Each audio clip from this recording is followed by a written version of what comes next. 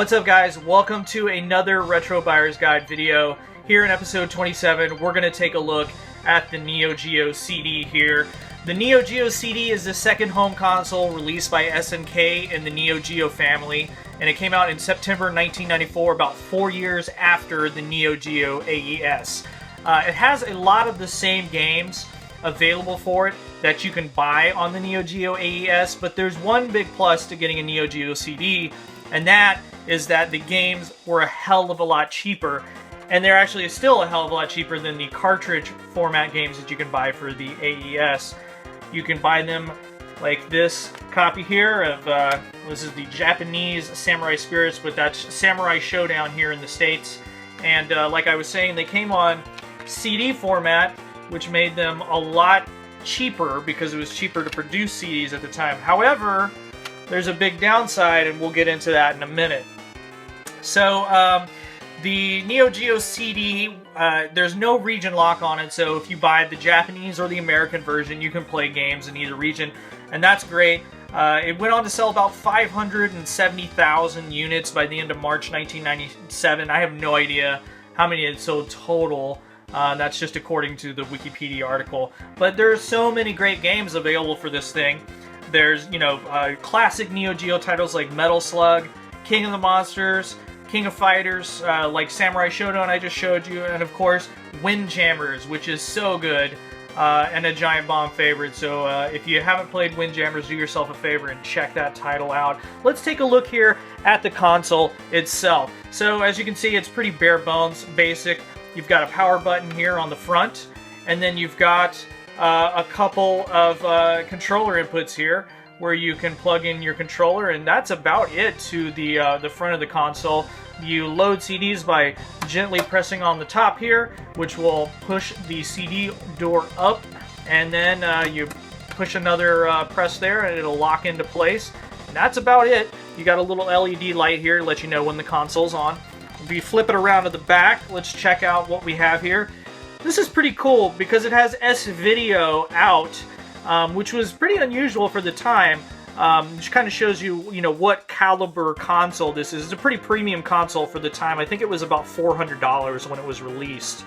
But you have composite out as well as S-Video, and then you have this AV out here, which you can actually utilize to get RGB video out of it natively, which is pretty cool.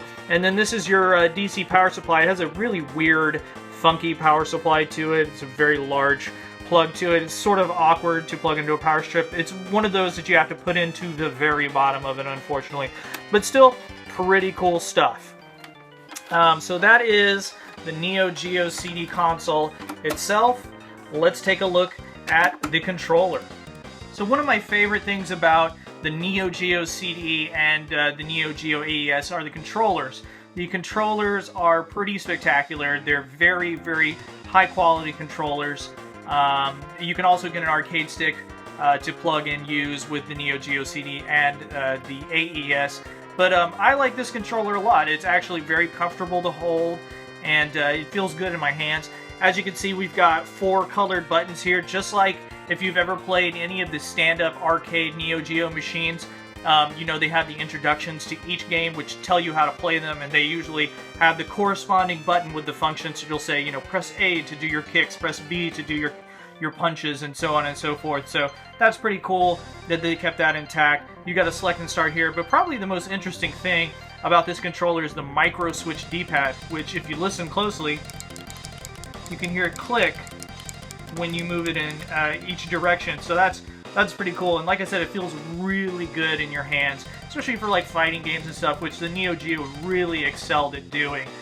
So these controllers, I really like them a lot. I think they're pretty comfortable and pretty awesome. So let's check out some games for the Neo Geo CD. Now, I mentioned earlier that there was a downside to Neo Geo CD games, and that is the loading times. On average, it can take anywhere between 10 to 30 seconds to load a game, and for some people, that might seem like a lot.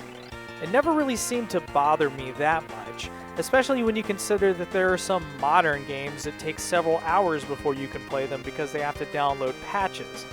That being said, if you're the impatient type, I still think most of the loading times are bearable and not too excessive, with the exception of a few games on the system. And hey, at least you get to watch a cool little animation like this girl throwing a frisbee around. Let's check out some flying power disc, aka Windjammers. One thing that I've always liked about Neo Geo games in general is there's usually an instructional screen like this that tells you what each button does. I've always found it pretty helpful, and you can always skip right past it if you already know. You can choose from 6 different players from 6 different nationalities. I'm going to choose G. Scott here because America. And Windjammers is pretty much an Atari Pong clone, but it has a few tricks up its sleeve that make it super fun. You can throw the frisbee at different speeds, you can throw the frisbee up in the air, and you have special power moves which you can use to trick your opponent. The object is obviously to get it past your opponent into the goal, and there are different point values based on how you choose to do that. If you have 2 controllers, Windjammers is about one of the best ways to spend an afternoon playing against a friend. I really enjoy this game and I highly recommend it if you're willing to spend the money. Sonic Wings 3 is an arcade vertical shoot 'em up for the Neo Geo CD. You can choose from several different human players and a dolphin. What the hell, is that animal abuse? Anyway, Sonic Wings 3 is pretty much a standard vertical shoot 'em up.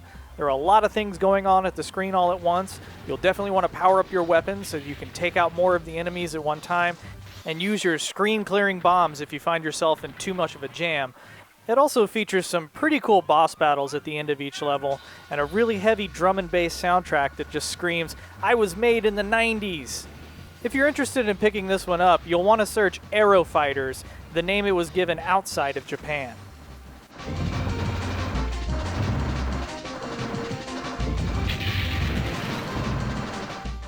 If you already know about the Neo Geo CD, chances are you already know about the Metal Slug franchise. They're some of the most iconic games released on Neo Geo systems.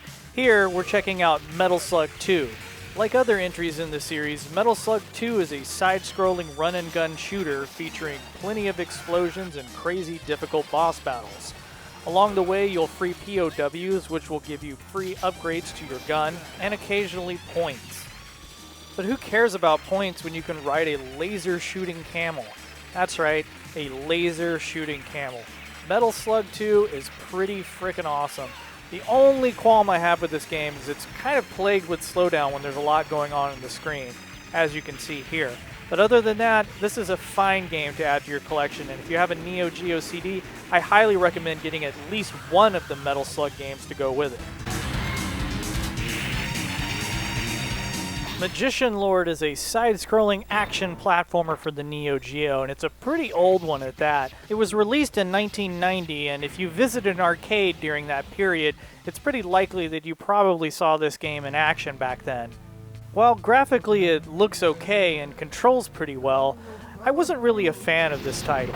Overall, I just felt like the game was pretty cheap. There are too many times where there are enemies you can't avoid, like these blue guys here at the top of the ladder. There are some decent boss battles, and hey, you can also turn into a ninja, which is pretty cool. But if you get hit once, you go right back to being a lame magician, so it's kind of a wash for me. I don't think Magician Lord is a bad game, but it's certainly not my first pick for the Neo Geo CD. Hey, you can like it and we can still be friends. Baseball Stars 2 is one of my favorite arcade baseball games ever. And that includes the likes of games like Clutch Hitter, Super Baseball 2020, and RBI Baseball, so that's saying something. There's just something about the way this game plays that makes it really, really fun. Both batting and pitching feel really good, and I really like fielding the ball. The animations are also pretty great. One thing I like about Baseball Stars 2 is you can strategically power up your batter a few times per game and put a little oomph behind his hit. It's a pretty neat feature and it can really come in handy during a clutch inning. I don't really recommend sports games a whole lot, but Baseball Stars 2 is pretty great. Have you ever thought to yourself, I wish Nintendo made the arcade version of Punch-Out during medieval times? Well, have I got the game for you. Crosswords 2 is exactly that. You'll battle legions of Cobalt Hyper Rats from the third-person see-through perspective. In addition to the ability to use your sword in high and low strokes as well as block high and low, although that's pretty hard to do, you can also cast magic spells which deal heavy damage if they are cast in the right place. Between each level, you'll also have access to a store where you can spend all the gold that you earn from slaying thousands of Cobalt Hyper Rats. You can buy things like more magic, more life, or even level up your character. There are also some pretty epic boss battles, like this one against this mobile not Hyper Rat. When you die, you can also switch classes between each continue. Cross Swords and Cross Swords 2, its sequel, are definitely really interesting games on the Neo Geo CD, and if you like what you see, I definitely recommend checking them out.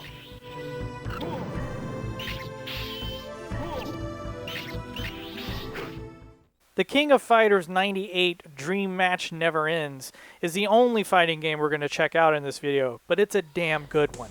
You can choose from an insane amount of characters, but I don't know anything about most of them because I always pick Terry Bogard. Now, there were a lot of fighting games released on the Neo Geo CD, but I really feel like the King of Fighters 98 is one of the best. When I first saw this game in the arcades in the late 90s, I thought to myself, what a lame Street Fighter II ripoff. But having gone back and revisited it, I really think the game does enough good things to make it stand out on its own. And thanks to the micro switch directional pad on the controller, it's really easy to pull off the special moves. If fighting games are your thing and you haven't had a chance to check out the King of Fighters 98, I definitely recommend giving it a try. There's a lot to like here, and I promise it doesn't suck as bad as World Heroes. It's also got a pretty sweet butt rock soundtrack.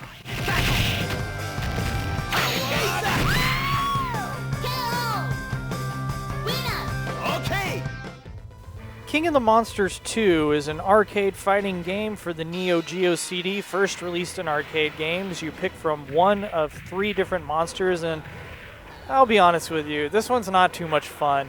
I didn't really like this one at all because it was really repetitive. You tended to be doing the same things over and over again. And I didn't really feel like the monsters themselves had that much variety between them. So yeah, I'm not really that big of a fan of this game, but if it's your thing, that's cool. I won't make fun of you. To your face.